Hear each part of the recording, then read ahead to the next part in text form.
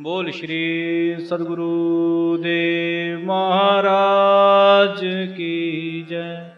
सच्चिदानंद भगवान की जय। बोलो जी भाई सब संतन की जय।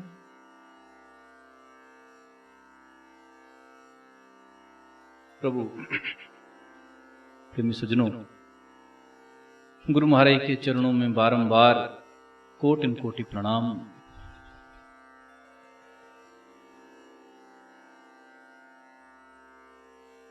एक बात जो पिछले कुछ समय से मैंने अनुभव करी, आज वही विषय मैं आपके साथ साझा करूंगा।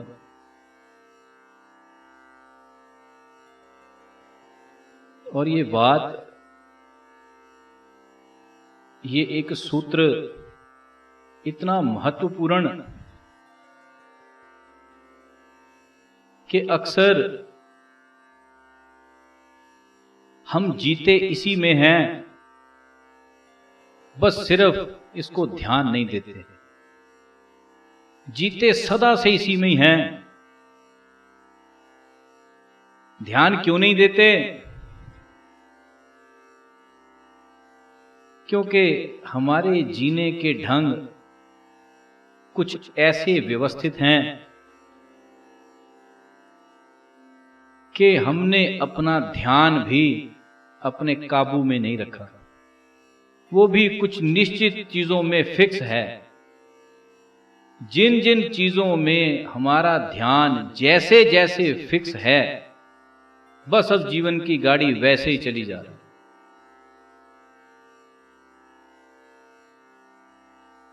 जिस सूत्र की मैं बात करने जा रहा हूं, वो सूत्र ऐसा कि यदि कोई उसको ख्याल में ले ले और अपने ऊपर देखना, सोचना, विचार करना शुरू कर दे और इस सूत्र को बारंबार परखना शुरू कर दे, तो एक चीज पाओगे कि परमात्म ध्यान में उन्नति होनी शुरू हो गई।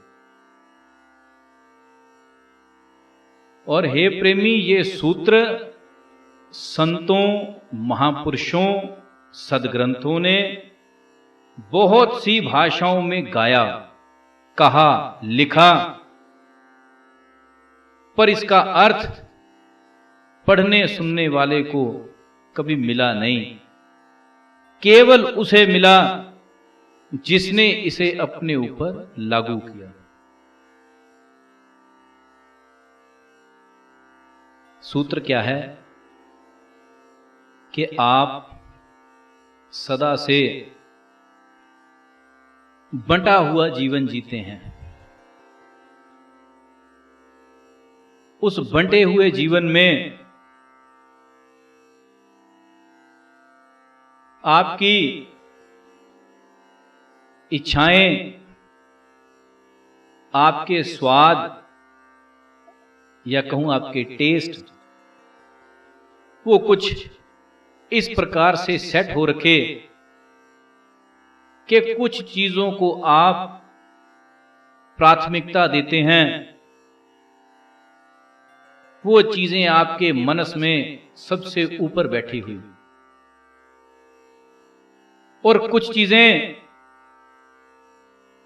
आपके मनस में प्रथम स्थान पर ना होकर द्वितीय स्थान पर हैं, या जिन्हें हम सेकेंडरी टेस्ट भी कह सकते हैं। प्राइमरी टेस्ट क्या है?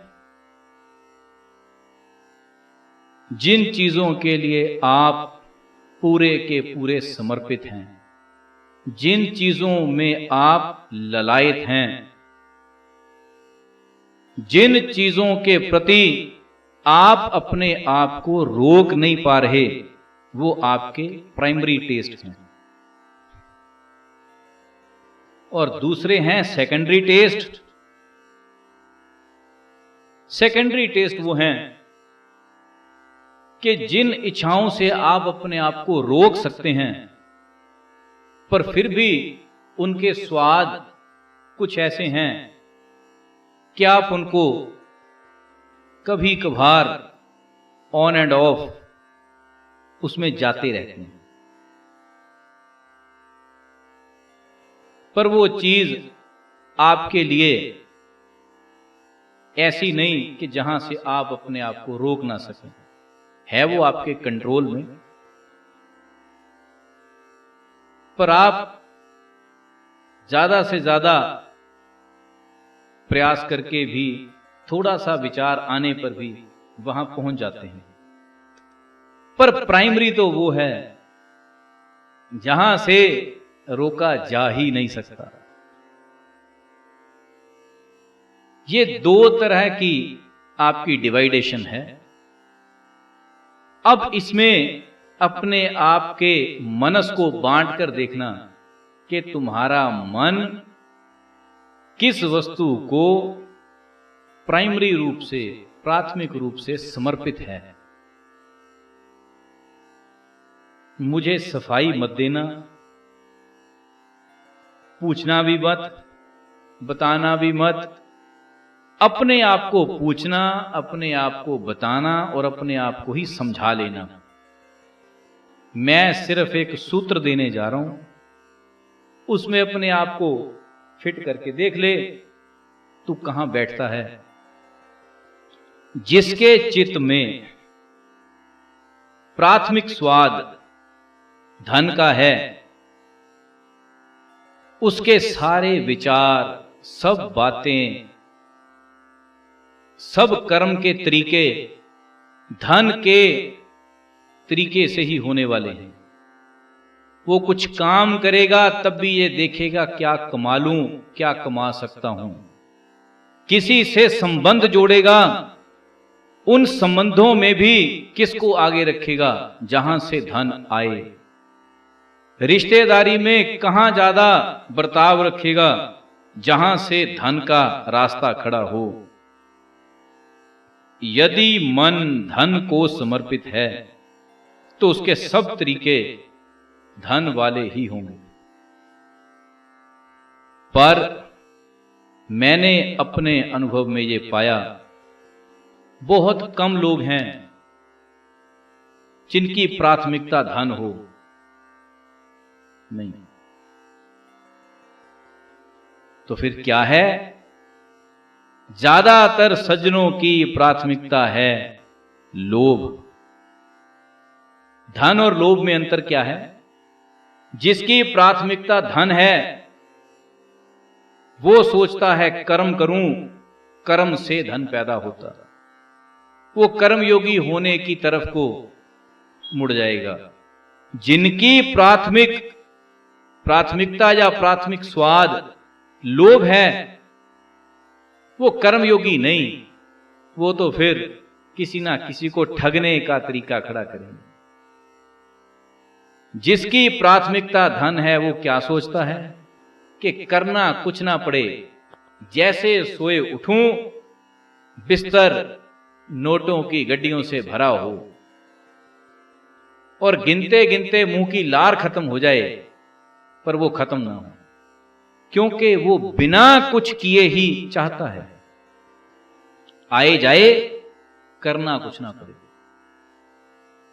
और बहुत हद तक दुनिया के लोग वो हैं जिनकी प्राथमिकता धन नहीं, लोभ है। क्योंकि जहां प्राथमिकता लोभ हो वहां कर्म के तरीके क्या हैं? फिर ऐसा व्यक्ति बचे हुए कूड़े को भी सोचेगा कि इसको भी किसी के माथे मढ़ दूं और वहां से भी 4 पैसे कमा लूं। और दूसरी शास्त्र नीति क्या है?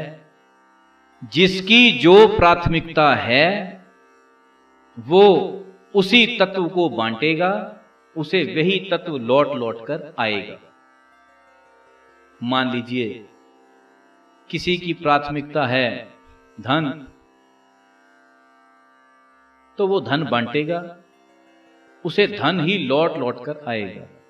जिसकी प्राथमिकता है लोभ, वो लोभ ही बांटेगा।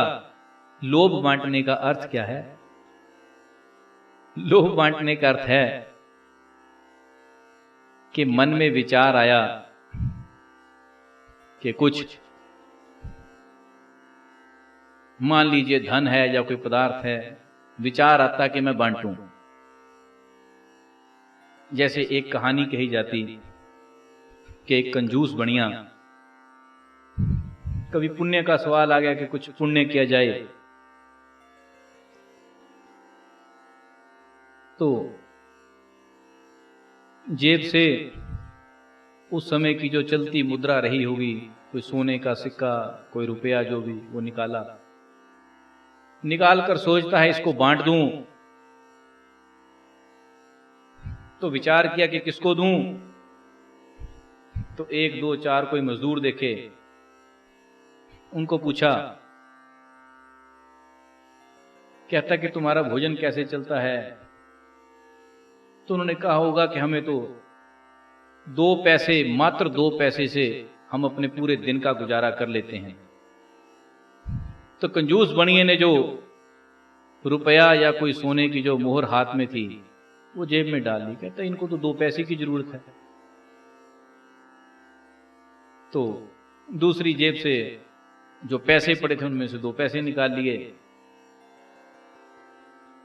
तो पूछा, कहता कि 2 पैसे से क्या तुम 4 लोगों का गुजारा हो सकता है? तो वो कहते जी हाँ, 2 पैसे से हम एक समय की रोटी 4 खा सकते हैं। तो कहता फिर एक को कितना चाहिए? तो हिसाब लगा कि आधे पैसे से एक आदमी का एक समय का भोजन हो सकता। तो बढ़िया कहता है फिर ये तो और भी सस्ता, वो 2 पैसे भी जेब में डाल लिए। अब कहानी आ गई आधे पैसे पर। तो कंजूस बढ़िया सोचता कि जब आधे पैसे से एक आदमी का एक समय का भोजन हो सकता, तो भोजन ही तो सबसे बड़ा पुण्य है। तो घर जाकर पत्नी के साथ साठगांठ करी, हिसाब लगाया कि यदि एक सज्जन को भोजन खिलाना हो तो कितने का बैठेगा। पत्नी कहती वो तो कुछ भी लागत नहीं, क्योंकि घर में बना ही है, उठाकर दे दो। तो सोचा कि चलो 4 रोटी उठाकर दे दूं। फिर सोचने लगा कि 4 में से भी कितनी खा लेगा ये, 2 3 खा लेगा। चलो 4 रखी थी, 3 डाल ली। घर से बाहर निकला, फिर विचार आया, कहता कि रोटी 3 है, क्यों ना 3 मजदूरों को एक एक बांट दूं, पुण्य तो पुण्य ही है। इसको कहते हैं लोभ बांटना। एक को तो कहते हैं आकाश से गिरा भूमि पर। अब भूमि से कहां गिरेगा? किसी गड्ढे में। कोशिश करता और नीचे चला जाऊं। और हे प्रेमी, जिसका प्राथमिक स्तर, जिसकी प्राथमिकता धन है, वो धन बांटेगा, उसको धन लौट कर ही आएगा। जो लोभ बांटेगा उसको लोभ बांट कर ही आएगा, मिलेगा भी लोभ। जिसकी प्राथमिकता क्रोध है वो क्रोध बांटेगा। वो किसी से भी बात करेगा तो ऐसे जैसे पूंछ में आग लगी हो, हर समय जला हुआ, हर समय खीज से भरा, दुखी।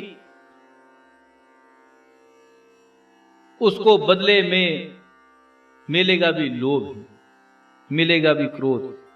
जो जैसे तत्व में जीता है वो उसी तत्व को बांटता है, उसे लौट लौट कर वही तत्व मिलता है। पर यदि कहो बांटेगा क्या? जो तेरी प्राथमिकता है तू वही बांटेगा। क्रोधी हो और तू सोचे कि तू क्रोध ना बांट पाए, तू क्रोधी है तो महापुरुषों की तरह शांति कैसे बांट पाएगा? महापुरुषों का परम धन ही शांति है, उनकी प्राथमिकता शांति है, वो शांति बांट देते हैं। बुद्ध के पास तरह तरह के लोग, क्या वैश्या, क्या राजा, क्या पापी, क्या कातिल, वो जब आकर बैठते हैं तो कुछ ही समय में शरणागत हो जाते हैं, क्योंकि बुद्ध के पास देने को है ही कुछ नहीं सिवाय शांति के। और वो कहते हैं कि हमें यही चाहिए, जो आप कह रहे हैं हमें यही चाहिए, क्योंकि शांति बुद्ध का परम धन है और कुछ नहीं। तो सूत्र यह है कि जो तेरी प्राथमिकता है तू वही बांटेगा। और इस चीज को कभी प्रैक्टिकल लाइफ में ऐसे देखना कि तू किसी अनजान व्यक्ति के साथ कैसे बरतता है, तेरा उसके साथ व्यवहार कैसा है, तब तुझे ये चीज समझ में आएगी कि तू सदा से इसी सूत्र में जीता है। जो तेरी प्राथमिकता है वही तेरी प्राप्तियां हैं। बहुत से लोग, या अक्सर कहूं सब लोग, तुम्हें दुनिया में ये दिखाई पड़ते हैं कि दुनिया धन के पीछे पागल है। नहीं, दुनिया धन के पीछे पागल नहीं, दुनिया लोभ के पीछे पागल है, या ईर्ष्या के पीछे पागल है कि मुझे नहीं मिला तो इसे क्यों। धन को चाहने वाले बहुत कम हैं, पर उससे भी कम हैं ईश्वर को चाहने वाले। ईश्वर को चाहने वाले तो वैसे ही बहुत कम हैं, गिनती के लोग जो ईश्वर को चाहते हैं। अभी इस विषय को धन के साथ जोड़कर देखना, तुम्हें दिखाई ये पड़ता है कि दुनिया धन को चाहती है, पर धन को नहीं चाहती, बैठे बिठाए धन को चाहती। करना कुछ ना पड़े, आता ही रहे, इतना आए कि गिनते हुए थक जाएं, करना कुछ ना पड़े। धन नहीं चाहिए, लोभ चाहिए। ऐसे ही ईश्वर के विषय में भी ईश्वर नहीं चाहिए, ईश्वर के नाम पर क्रियाकलाप चाहिए। मैंने परमात्मा के नाम पर लंगर लगाए, मैंने परमात्मा के नाम पर धन बांटा, कपड़े बांटे, मैंने परमात्मा के नाम की 50 मालाएं फेर ली, मैंने परमात्मा के नाम पर हवन यज्ञ कर दिया, धूना चला दिया, मैंने परमात्मा के नाम पर 10-12 अक्षरों के जाप कर लिए। यही चाहिए तुझे, ईश्वर नहीं चाहिए। परमात्मा को चाहता कौन? परमात्मा के नाम पर तुझे सर्टिफिकेट चाहिए, मैंने ये किया, मैंने ये किया। ईश्वर के नाम पर तुझे सम्मान चाहिए।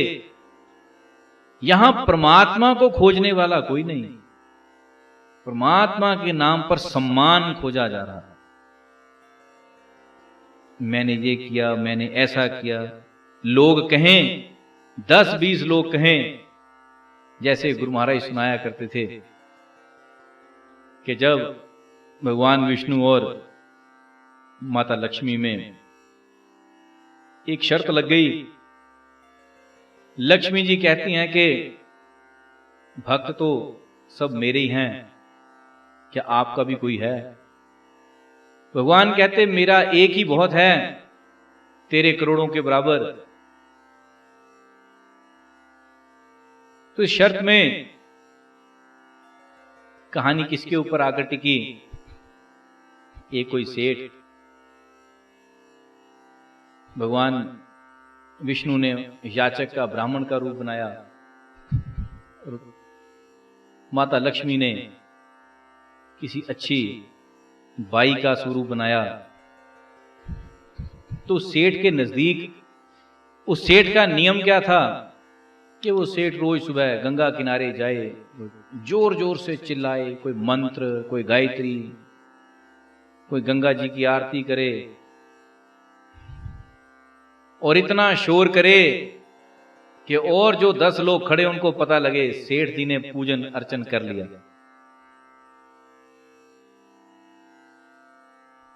तो जब माता लक्ष्मी 22 स्वरूप धारण किया, भगवे से वस्त्र, एक झोली सी पकड़ी हुई छोटी सी, वो भी सुनहरी, तो जब सेठ ने देखा, अब है तो बढ़िया, फार्मूला आ गया कि ये पुण्य कमाने का सबसे अच्छा मौका है। तो सेठ पूछता है कि जी आप हमारे साथ चलेंगी? कोई आपके आने से ही हमारा घर पवित्र हो जाए। तो बाई तो पहले तैयार, कहते बिल्कुल। वो फटाफट चढ़ी रथ के ऊपर, चलो पहुंच गए। अब सेठ जी ने क्या किया कि घर की बिल्कुल जैसे ही प्रवेश करते ही कोई कमरा या कुछ हो, वहां बिठाया। तो जब भोजन इत्यादि कुछ लाए, तो वो बाई कहती हम तुम्हारे गृहस्थियों के बर्तनों में नहीं खाते, हमारे बर्तन विशेष हैं। उस छोटी सी झोली में हाथ डाला, एक सोने का बर्तन, दूसरा, तीसरा करके निकालती गई। जब भोजन कर लिया, अब सेठ देखे कि सोने के बर्तन, तो कुछ मिल जाए तो ज्यादा ठीक। तो जब कोई नौकर चाकर कोई बर्तन उठाने आया, कहता जी मैं मांज कर दे जाता हूं। कहती नहीं, रख लो, जिसमें खा लिया हम दोबारा उसमें नहीं खाते। सेठ प्रसन्न हो गया, कहता वाह, मन खिल गया कि यही तो चाहिए था, कुछ ऐसा ही हो जाए। उधर से 1-2 दिन बीते। जब सुबह फिर अपने पूजन अर्चन करने को पहुंचा, तो वहां कोई एक और गरीब गुबड़ा सा सन्यासी। अब सेठ हिसाब लगाए कि जब दिन अच्छे चल रहे हैं तो शायद ये भी कुछ काम आ जाए, बर्तन ये भी देते ही हो। उनको पूछा, बिठाया साथ। हालांकि वो सन्यासी कहते रहे, कहते हम भगवान का भजन करने वाले हैं, हमने तो भोजन भी कभी करना कभी नहीं करना। सेठ गिनती करता है कि चलो नहीं है तो कहता ड्योढ़ी में बैठा रहेगा, एक वक्त की 1-2 रोटी खाएगा, कम से कम लोग तो कहेंगे कि सेठ ने घर में सन्यासी बिठा रखे। यश ही सही, यही पुण्य है। इंसान जब भी कुछ करता है, पीछे ये गणना है। कभी कभी देखना, ऐसा सेठ किसी के अंदर आ जाए तो उसका नमस्कार करने का कभी तरीका देख। वो 10 का नोट धीरे धीरे निकालेगा, एक किनारी से पकड़ के, जब तक उसको 10-20 लोग देख ना लें कि 10 का ही है। फिर वो उसको धीरे धीरे इकट्ठा करेगा हाथ में, फिर साइड से निकाल देगा कि कोई देख ले कि मैंने कुछ किया है। तो जिसने कभी 100-500 का हो, वो तो फिर सोचता है कि इसका कान ही पकड़े रखूं नोट का, क्योंकि 50 आदमी ना देखें तो वो नमस्कार कहेगी, वो प्रणाम गाएगी। उसमें मजा क्या है? कोई देख करके वाह क्या आदमी है। हर व्यक्ति के अंदर वो सेठ बैठा है जो ये दिखाता कि कुछ चाहिए और हम कुछ हैं, सदा से वही वहां, क्योंकि ये तेरी प्राथमिकता है। जो भी तू करता है वे तेरी प्राथमिकता है। सूत्र यही है कि तुम 2 भागों में बंटे हो, प्राइमरी क्या हो, सेकेंडरी क्या हो। इस चीज को याद रखना। जो तुम हरकतें करते हो उसमें से ज्यादातर चीजें प्राइमरी हैं। प्राथमिक रूप से जो तुम हो, घर में पत्नी ने आवाज दी, मान लीजिए इतना ही कह दिया कि जो भोजन बना है उसमें नमक कम है। एक सज्जन ये कहता है कोई बात नहीं, ठीक है। दूसरा ये कहता है क्यों कम है। तीसरा कहता कुछ नहीं, थाली उठा के पटकता है। एक बात पर रिएक्शन देने वाले 3 किस्म के लोग हैं। विचारवान ये कहेगा कम है, चलेगा, नहीं तो ले आओ डाल देते हैं। मध्यम दर्जे का ये कहेगा कि कम क्यों है, पहले चेक नहीं किया। निम्न दर्जे का मूर्ख आदमी ये कहेगा कि थाली उठाओ फेंक दो, क्योंकि एक उत्तम है, एक मध्यम है, एक अधम है। उत्तम सात्विक व्यक्ति ये कहता जो है ठीक है, मध्यम कहता इसका हल करो, मूर्ख आदमी कहता कुछ नहीं, थाली उठाकर पटक रहा। क्योंकि वो ये हरकत ना करे तो उसको मूर्ख कौन कहे। और जो सर्टिफिकेट वो परमात्मा से लेकर पैदा हुआ उसको सिद्ध करने की हर चेष्टा इस धरती पर वो करता है। पर करोगे तुम वही हरकत जो तुम्हारी प्राथमिकता है। जो प्राथमिक रूप से तुम हो, रिएक्शन तुम्हारे वैसे ही आएंगे। तुम कितना भी इसको बदलने की चेष्टा करो, नहीं बदल पाओगे तब तक जब तक तुम्हें साधु संग ना मिल जाए। यह भी बात ध्यान रखना, साधु संग मिले तो तुम्हारी प्राथमिकताएं बदलनी शुरू हो जाती हैं। साधु संग का अर्थ भग में कपड़े वालों का संग नहीं। साधु संग का अर्थ ईश्वर का भजन करने वाला कोई हो, उसकी संगत। जहां किसी परमात्मा के भजन करने वाले का संग मिला, उसके वचन मिले, उसका साथ मिला, तेरे में बदलाहट आनी शुरू हो जाती। नहीं तो तू रहता वही का वही, नहीं तो परमात्मा के नाम पर भी पुण्य ढोने का ही ठेका है तेरा, भजन भक्ति नहीं। और सदा से यही करते आए, पुण्य ढोने में लगा है। कभी सोचता जगराता करवा लूं, गांव के लोग कहेंगे बहुत धार्मिक आदमी है। कभी सोचता कोई पाठ करवा लूं, मोहल्ले के लोग खुश हो जाएंगे। हर समय किसी ना किसी को खुश करने में लगा है, हर समय। और कभी और कुछ ना मिले तो चलो कहता पुण्य से ही, तो पुण्य ढोने में लगा है। पर हे प्रेमी, ईश्वर भजन ना पाप ना पुण्य, ईश्वर भजन मुक्ति का मार्ग है। जब तक सत्संग हरि चर्चा तेरी प्राथमिकता नहीं बन गई, तेरे मनस में फिट नहीं बैठ गई, तू भजन नहीं कर सकता। राम भक्ति के ते अधिकारी, अधिकारी कौन? सत्संगत जिनके अति प्यारी। जिसको हरि चर्चा, जिसको साधु संग, जिसको ईश्वर भजन की बात प्यारी लगे, जिसके जीवन में प्राथमिकता धन है, ऐसा व्यक्ति जब कभी कमाने की बात, धन की बात सुने तो उसके कान खड़े हो जाएंगे। जैसे ही विषय धन से हटकर राजनीति पर आया तो वो इसमें मध्यम सा इंटरेस्ट लेगा। जैसे ही बात ईश्वर की आई वो सो जाएगा, क्योंकि अब उसका विषय ही नहीं रहा।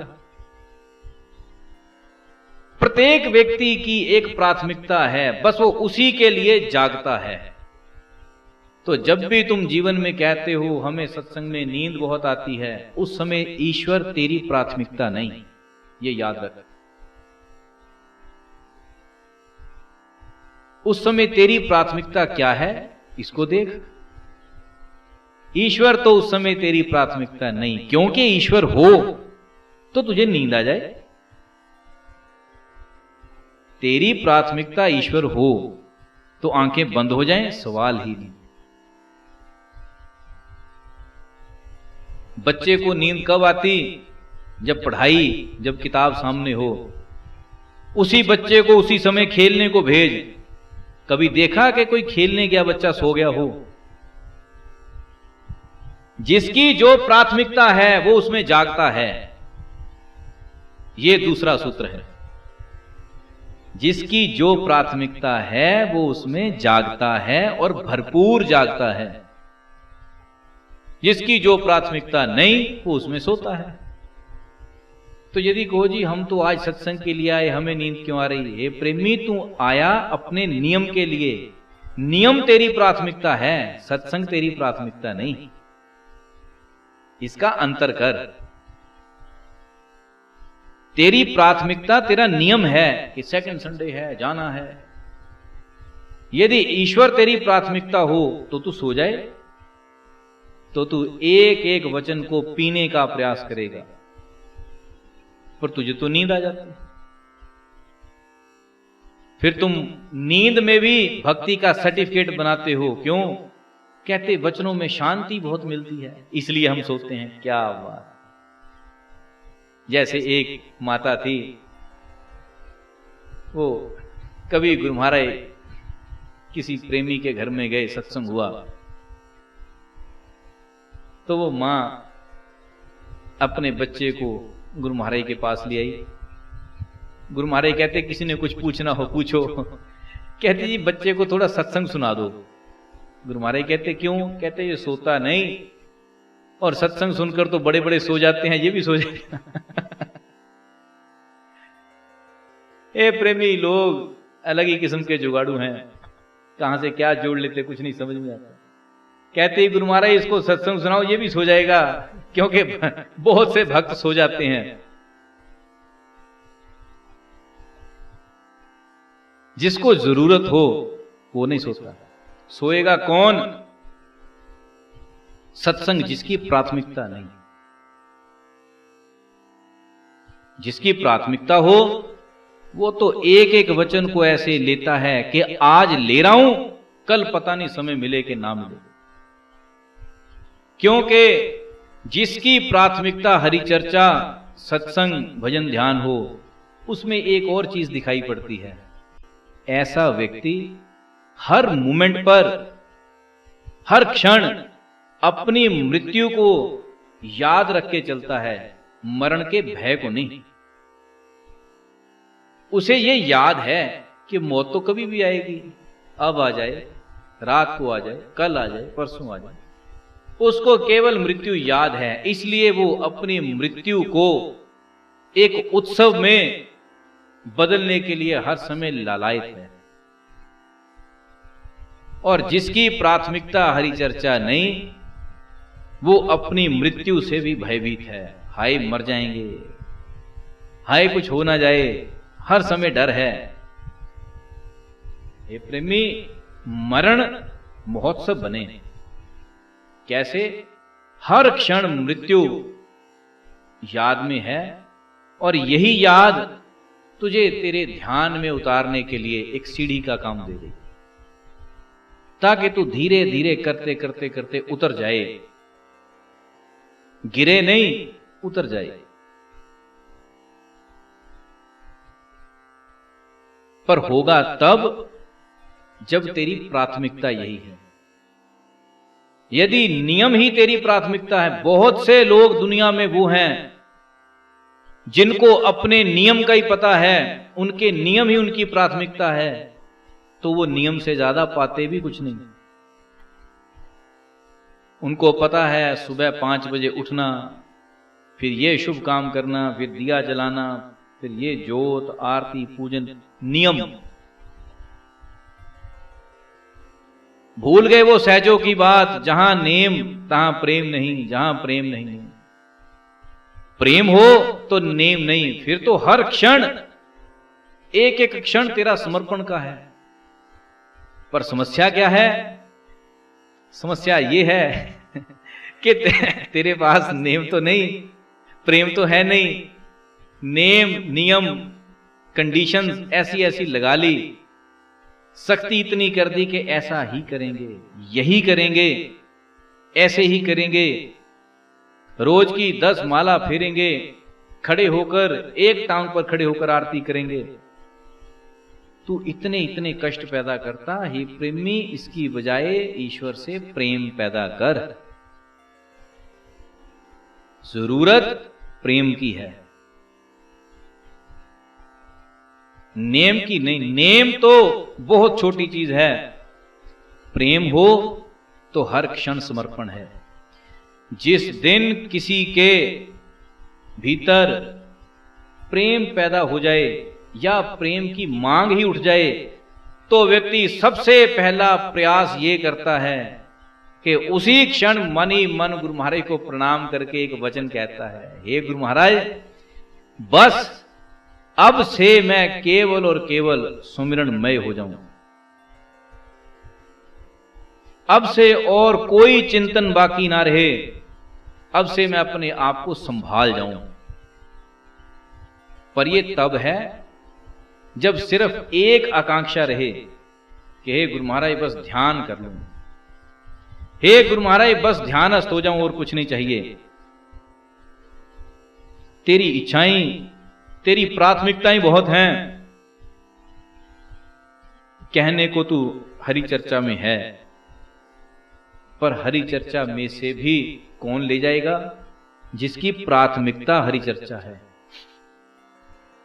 जिसकी प्राथमिकता केवल पहुंचना था उसकी तो पूरी हो गई। जिसकी प्राथमिकता यह थी कि सत्संग के बाद भोजन करके ही जाना, तो भोजन मिल जाएगा। जो तेरी प्राथमिकता है तुझे वही मिलेगा और तू उसी के लिए बैठा है। लेकिन जिसकी प्राथमिकता ईश्वर है, वो हर क्षण परमात्मा के आनंद को खोज लेगा। कभी एक चीज देखना, हमारी प्राथमिकताएं हमें कैसे मोड़ती हैं, कहां से कहां ले जाती हैं और क्या नतीजे देती हैं। एक कक्षा में 30 विद्यार्थी 40 विद्यार्थी बैठे हैं। 5 वो हैं जो आज सिर्फ पढ़ने के लिए आए हैं, 25 वो हैं जो आए हैं कि उन्हें घर से आना पड़ा, और 6, 7, 10 वो भी हैं जिनको घर के डर के कारण या पढ़ाई के शौक के कारण नहीं। उनका नियम है कि सुबह उठना है तो स्कूल आना ही आना है, वो इसलिए आए हैं। मास्टर जी आए, पढ़ाया, पढ़ाकर चले गए। 40 के 40 एक अध्यापक से एक ही समय में बराबर पढ़े, लेकिन कक्षा खत्म हुई, कक्षा के बाद पूछा जाए किसको क्या समझ में आया, तो प्राप्ति कैसी है? जैसी जिसकी प्राथमिकता थी। जो पढ़ने आया है, ना नियम के कारण ना घर वालों के डर के कारण, जो सिर्फ पढ़ने आया है, उसकी कोई एक चीज छूट गई, पल्ले ना पड़ी, तो वो बेचैन हो जाएगा कि गलत हो गया। और जो घर वालों के डर से आए हैं, उनको कोई फिक्र नहीं कि पल्ले कुछ पड़ा नहीं पड़ा, क्योंकि उनका काम स्कूल में पहुंचना था, पूरा हो गया। पढ़ना नहीं पढ़ना ये उनका लक्ष्य नहीं था। तो जो बाकी बचे हुए 6, 7, 10 थे, उनका नियम था कि उठे हैं तो स्कूल भी आना है, आ गए। अब स्कूल के बाद घर भी जाना है, चले जाएंगे। वो छुट्टी कोई नहीं करते, बेशक पल्ले पड़े या ना पड़े। ये प्रेमी, तेरी प्राप्ति तेरी प्राथमिकताओं के आधार पर है कि तू प्रायोरिटी किस चीज को दे रहा, मानसिक रूप से तू किसको समर्पित है, तुझे वही मिलेगा। जिस दिन तक तू पुण्यों को समर्पित है, तो तू पुण्यों से ज्यादा सोचता भी नहीं। दान, दक्षिणा, धर्म, कर्म, पुण्य, तू यहीं तक है। जिस दिन पुण्यों से थोड़ा ऊपर गया और परमात्म तत्व की बात आई, तू चिंतन करने लगा, उस दिन तेरी कहानी पुण्यों से हटकर ईश्वर के विषय पर विचारने की हो जाएगी। बेशक तू उसके लिए कुछ भी शुभ कर्म, धर्म कर्म कुछ भी करे, लेकिन जिस दिन तेरी प्राथमिकता ना शुभ की है ना धर्म कर्म की है, तेरी प्राथमिकता प्योर विशुद्ध ईश्वर की रह गई कि मुझे कुछ और समझ में आए या ना आए, लेकिन मुझे अपने भीतर ध्यानस्थ होना है, टिकना है, एक ही प्राथमिकता रह गई, बाकी सारे विचार खत्म, सिर्फ एक, मुझे अपने भीतर उतरना है। आज तक मैं क्यों नहीं उतर पाया या कैसे उतर पाऊं? जिस दिन तेरा विषय ये हो गया, तेरे मन की प्राथमिकता ये हो गई, उस दिन तेरे जीवन में क्या परिवर्तन आएगा? उस दिन ना तो बचेगा क्रोध, ना बचेगी कोई हेड़झेड़, ना बचेगा कोई झगड़ा, ना बचेगा कोई किंतु परंतु। उस दिन एक चीज बचेगी कि हर समय में भोजन करते, खाते, पीते, नहाते, कपड़े पहनते, तेरा चिंतन एक तरफ बना रहेगा कि कैसे एक एक श्वास को संभाल जाऊं। तू क्या है इस समय? तू क्या है? जो तेरी प्राथमिकताएं हैं, जो तेरी प्राथमिकताएं हैं तू वो है। यदि इस समय तेरी प्राथमिकता चोरी की हो तो यहां चल रहे सत्संग से तुझे कोई लेन देन नहीं, तो तू क्या तैयारी कर रहा? कहां से क्या खिसकाना है? तू क्या है जो इस समय तेरी प्राथमिकता है?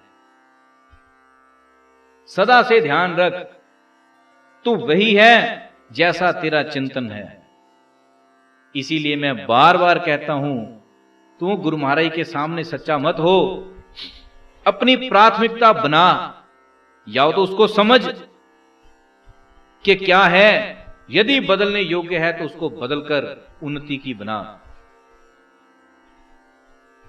ये मत सोच कि मैंने भजन करना है, ना, सोचने की जरूरत नहीं, बल्कि ये सोच क्या भजन करने का चाव तेरे मन में है? क्योंकि जिस चीज का चस्का तुझे है, प्राप्ति तेरी वही होगी। बहुत से सज्जन, जब उनको कहा जाता कि यदि चर्चा करें तो सिर्फ ईश्वर की, तो वो ऐसे महापुरुष हैं को ईश्वर की बात में से भी राजनीति की बात निकाल लेते हैं। क्योंकि जो तेरा अल्टीमेट टेस्ट है, तू गिरेगा वहीं जाकर, तेरे बस की बात नहीं, तू वहीं पहुंचेगा जो तेरे स्वाद पैदा हो रखे, जो तेरी बनावट है। जैसे गुरु महाराज बताया करते थे, किसी गांव की बात, पंजाब का गांव, किसी परिवार में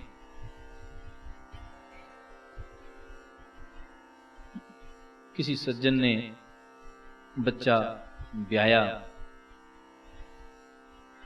तो उस विवाह को लगभग कहा जाता कि 15 से 18 वर्ष बीत गए,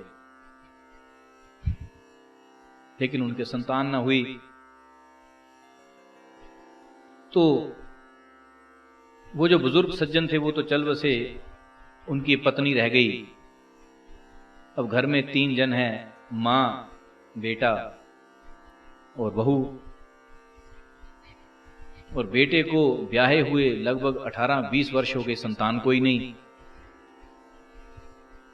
तो अब वो जो मां थी, वो गांव की रहने वाली, वो रोज किसी ना किसी से कुछ सुनकर आए और बहू को झाड़ दे, तेरे संतान नहीं, तेरा दोष है। कभी तो कहे कि तू कुछ झाड़ फूंक करवा ले, कभी कुछ करवा ले, ऐसी ऐसी चीजों में। मतलब कि रोज उसने बहू को कुछ ताना मारना, कोई ना कोई बात सुनानी जरूर। संयोग से 18-20 साल बाद घर में वो शुभ समय आ गया, संतान हुई, बच्चा हुआ। और वो गौर वरण बेटा समय के साथ साथ बड़ा हुआ। वो बड़ा हो रहा दादी उम्र के साथ शारीरिक रूप से घटती जा रही और जवान उसकी पूरी लंबी बरकरार। तो जब उसकी बच्चे की शादी का समय आया तो दादी की उम्र हो गई कोई 90-92 के करीब। जोश दादी में वही। तो उसका बहुत समझाया, रिश्तेदार आए, सब आए कि देख शुभ समय है, अब तूने कुछ कहना नहीं, क्योंकि माँ बाप को भी चाव है, सबको है, तुझे भी है, पर ये इतने समय बाद संतान घर में हुई, ऐसा बेटा है ये, तो आज उसकी शादी है, देखना कुछ ऐसी बात मत कर देना। तो सबको तसल्ली देगा कि नहीं कोई बात नहीं, कोई चिंता नहीं। होते होते होते जब विवाह की रस्में शुरू करी तो उसने कोई ना कोई बात फिर वही। यदि कोई सही चीज है,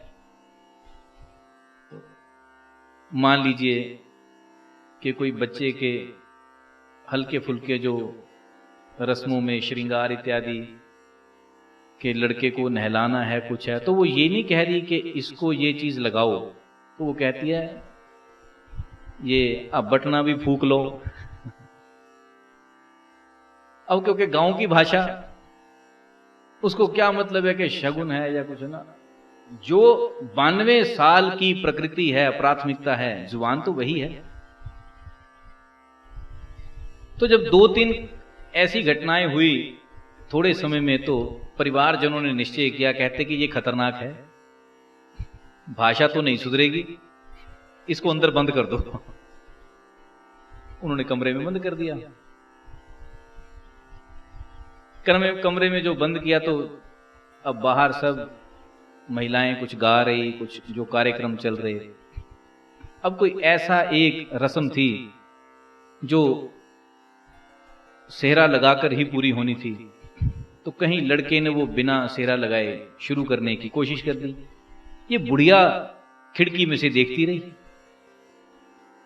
जैसे ही लड़के ने वो हाथ आगे बढ़ाया करने के लिए, वो अंदर से फिर बोल पड़ी, कह दिया हुण सेहरा भी फूक लो। हे प्रेमी, जो प्राथमिकताएं हैं वो कहां बदलती हैं। आपने देखा होगा, अभी तो खैर मुझे नहीं पता कि बोली भाषा क्या है, पर छोटे होते मैंने ये चीजें सुनी हैं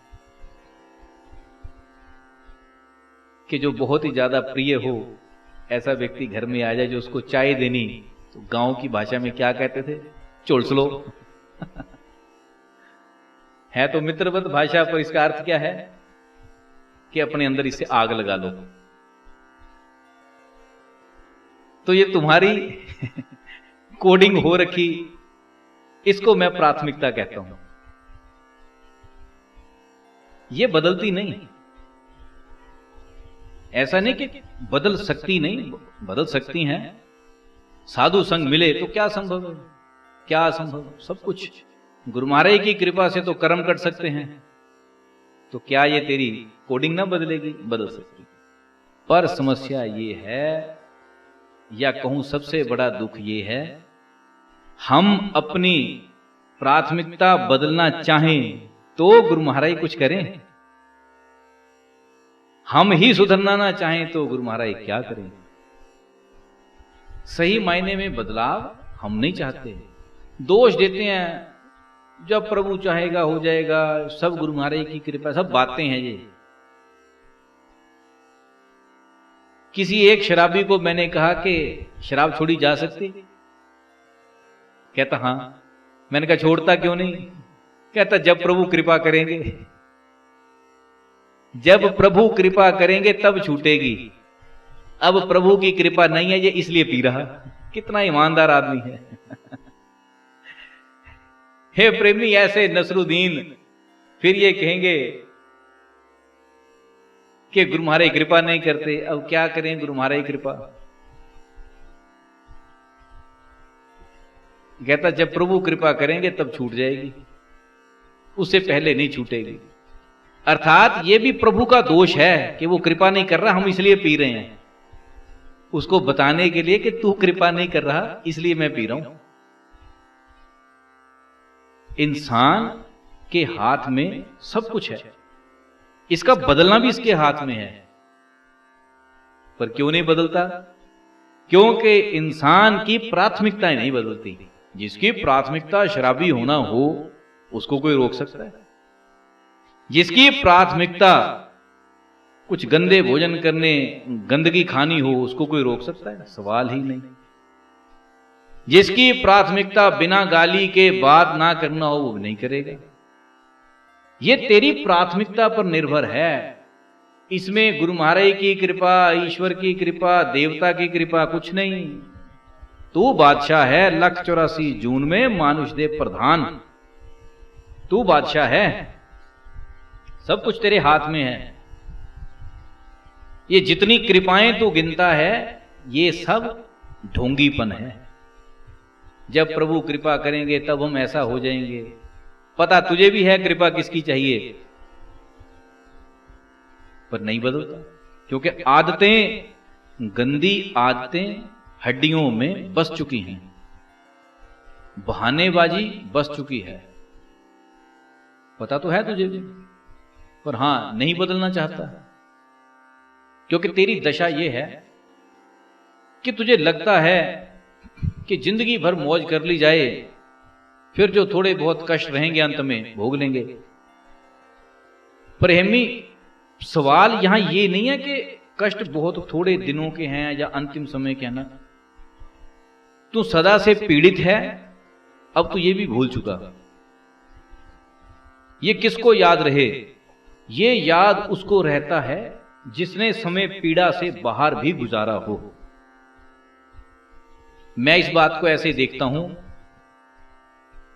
कि आप जीवन में, मोटे तौर पर कह रहा हूं, 90 दिन एक संकल्प लेकर परमात्म भजन में उतर जाओ। अपना काम करो, भोजन कम, हल्का भोजन, निश्चित एक प्रारूप बनाओ, 90 दिन तक उसमें उतर जाओ, तो जीवन में परमात्म भजन की अनुभूति होनी शुरू हो जाती। फिर दोबारा अपने उसी नारकी जीवन में चले जाओ। तब जब तुम्हें वो 90 दिन याद आएंगे, तुम्हें लगेगा कि तुम में भी अच्छा जीने की ताकत है। नहीं जीते हो, ये तुम्हारी गलती है। क्योंकि ऐसे ही मैंने एक आध नहीं, कई सज्जन देखे हैं जो खुद कहते हैं कि हाँ वो समय था, शरीर में जोर था, जवानी थी, गुरु महाराज की आज्ञा हुई, हमने खूब किया। अब वो बात नहीं बनती। अब यदि को क्यों नहीं बनती? अब हम वो बात बनाना नहीं चाहते। ये कहो क्यों नहीं बनाना चाहते? क्योंकि अब तू बहानेबाज हो गया। ये नहीं कि गुरु महाराज की कृपा नहीं, अब तू सिर्फ बहानेबाज हो गया। क्योंकि अब तुझे लगता है कि ठीक है परमात्मा का भजन चलते फिरते हो जाएगा। ध्यान रखना नहीं होगा चलते फिरते।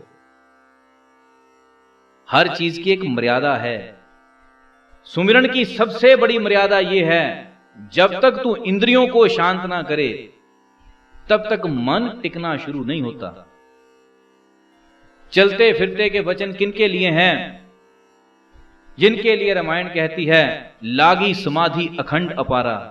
ये तो उनके लिए चीजें थी, और तूने अपने लिए वैसे गानी शुरू कर दी। यदि कहो भजन, हम तो 24 घंटे भजन में हैं, 24 घंटे। कई तो इतने बेहोश हैं वो 25-26 भी कह देते हैं, बाद में याद आता घंटे तो 24 ही हैं। इतनी भी क्या बहानेबाजी। अरे जो चीज की जो मर्यादाएं हैं उसको पकड़। मैं बार बार योग की बात कहता हूं, यहां से प्राथमिकता समझा रहा हूं कि तुम्हारी प्राथमिकता क्या है। जब मैं योग की बात कहता हूं तो मैं एक बात निश्चित कहता हूं कि तुम्हें प्राणायाम इसलिए नहीं करना है कि सिर्फ तुम्हारी सेहत बने ना, इसलिए करना है कि तुम्हारी प्राण पर पकड़ बने,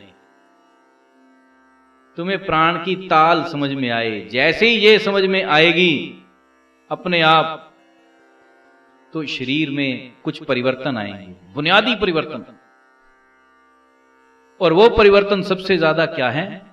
एक चीज पाओगे, बुनियादी परिवर्तनों में सबसे बड़ी बात यह आएगी कि तुम अपने श्वास की गहराई को देखोगे। और श्वास की गहराई क्या दिखाएगी?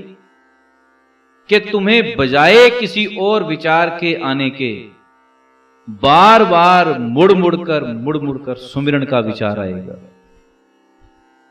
यह प्राणायाम की देन है। पर इस बात को बहुत कहकर भी तुमने कितना शुरू किया? मैं एक चीज देखता हूं, जीवन में जितने भी किस्म के धर्म या कुछ हैं, पंथ हैं, मजहब हैं, उनके जितने वचन हैं, उन सब का तत्व योग में से होकर जाता है।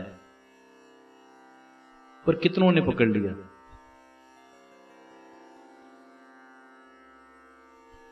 तुम पसंद क्या करते हो? केवल महापुरुषों के वचनों को पढ़ना, गाना, सुनना, बस।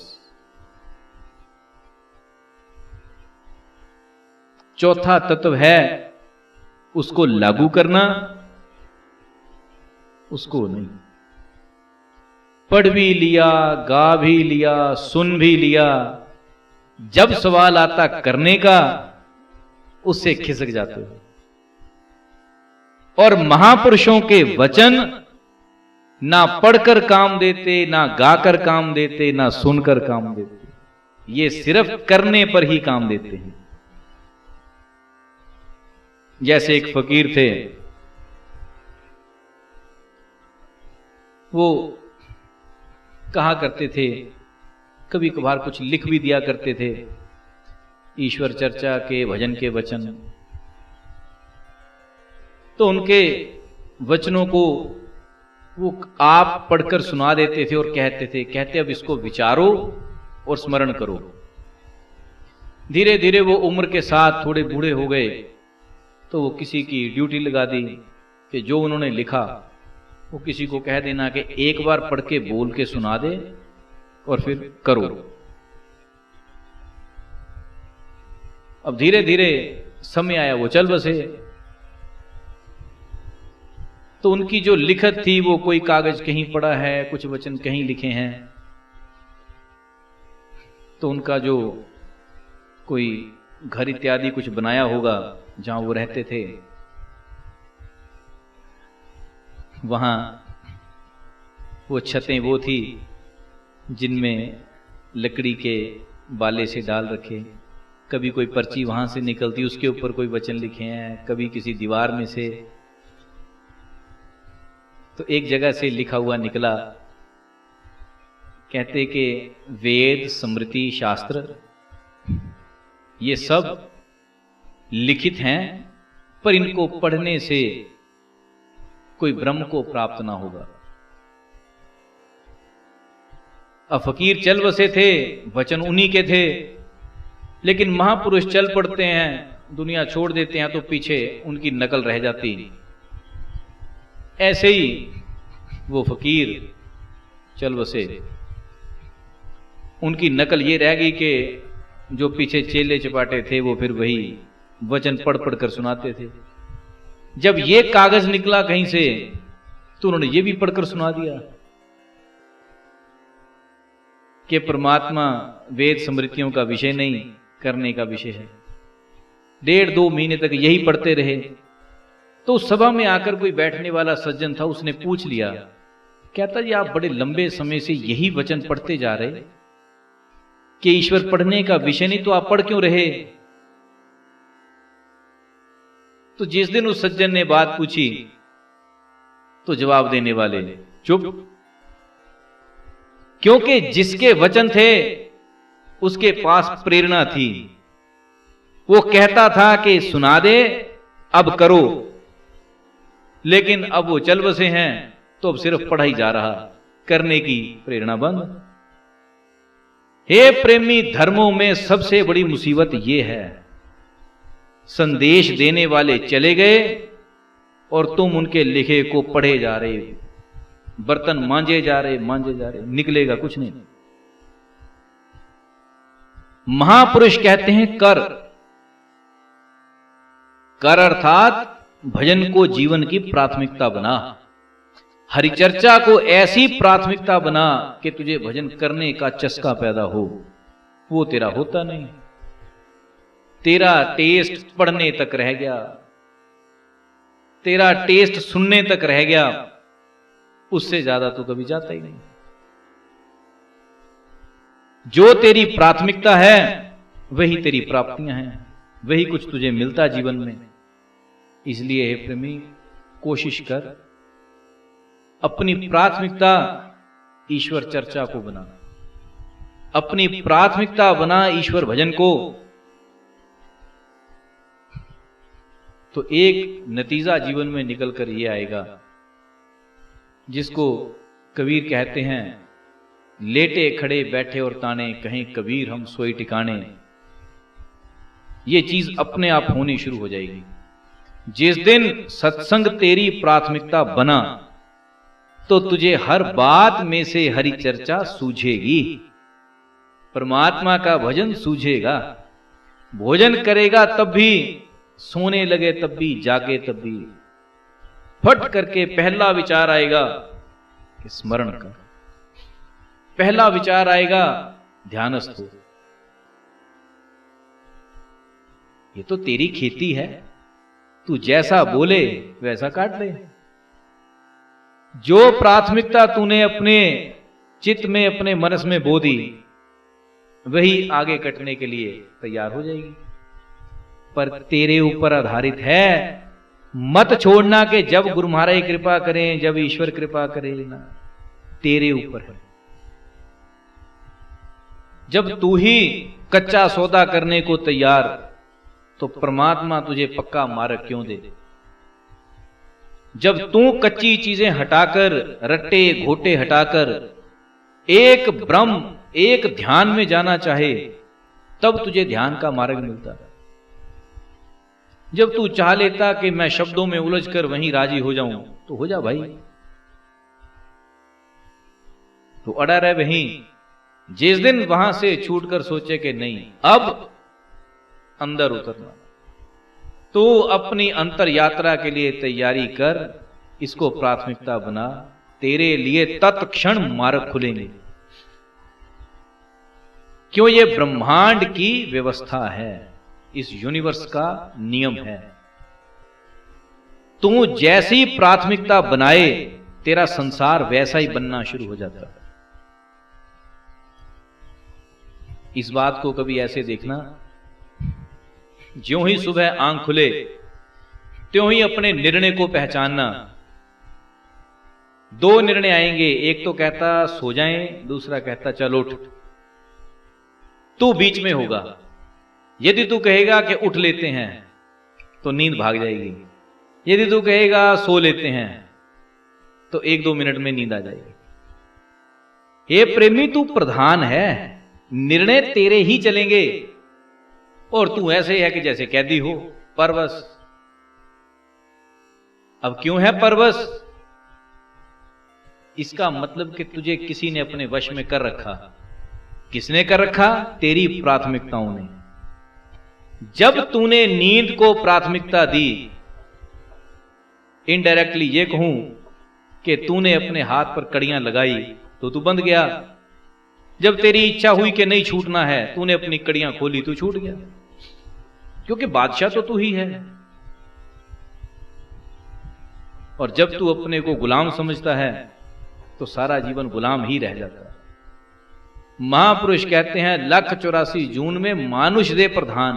अरे कहते तू बादशाह है, राजा है, पर पहचाने तो। तू पहचानने की बजाय तू गुलाम बना घूम रहा और कहता ये है हम तो परवश हैं। तू किसी के परवश नहीं, तू अपनी प्राथमिकताओं के अधीन है। तू अपने आप को सीधा नहीं पकड़ता, अपनी प्राथमिकताओं के आधार पर पकड़ता है। तो प्राथमिकताएं बदल ले, आजाद होना शुरू हो जा, मार्ग सस्ता है। इसलिए हे प्रेमी, आज का ये विषय बहुत लंबे और गहरे अनुभव के आधार पर मैंने ये कहा। क्योंकि महापुरुष अपने वचनों में जो भी चीजें, जो तत्व समझा गए, वो उनके अनुभव पर आधारित है। ये जो बात मैंने आज कही, ये जो सूत्र है, ये मेरे अनुभव के ऊपर आधारित है। बहुतों को देखा, सुना, जांचा और पाया कमी कहां, तेरे चुनाव में कमी है। तूने जो चुना उसी में गलतियां कर दी, अब आने वाले निर्णयों को तू भोग रहा। चुनाव अच्छा कर, वो चुन जिसके चुनने से तू आने वाले समय में सुखी हो जाए। तू जैसा चुनेगा वैसे रिजल्ट पाएगा। जो तेरी प्राथमिकताएं हैं वही तेरी प्राप्तियां बनेगी। प्राथमिकताएं कच्ची हैं तो प्राप्तियां भी कच्ची ही रहेंगी। बोल श्री सद्गुरु देव महाराज की।